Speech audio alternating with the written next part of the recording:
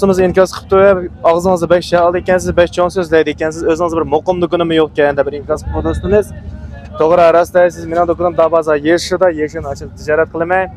Men ya birisininki, ya ota-onamninki, mol-mulkiga, ya bo'lmasa bir urug' tuqqanlarimninki yordamga asosida do'kon ochgan odam emas, balki o'zimninki qantar badlimga haq ishlab yurib 3 mingdan 4 mingdan xarajat qilib turib 40-50 ming qo'yib pul qajlab ma do'konni ochgan. Bu do'konni ochdim, mazir yomon emas, nurg'un odamning olqishiga erishdim, nurg'un odamning yoqtirishiga erishdim. Mening nishonimni qandoqdir bu yerda turib berish emas, balki bu ishni ko'ngillantirib, texnikani cho'ngaytib, hamma odamga yoqqidek, hammaga ishonchlik, pokiz bo'lgan, har kuni yangi chiqadigan, har turli, har xil sarxil bir narsani chiqarish orzuyim bor.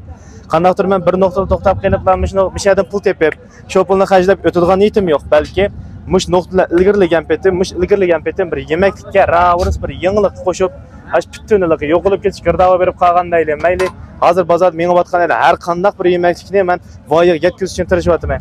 Rahmat sizlarga.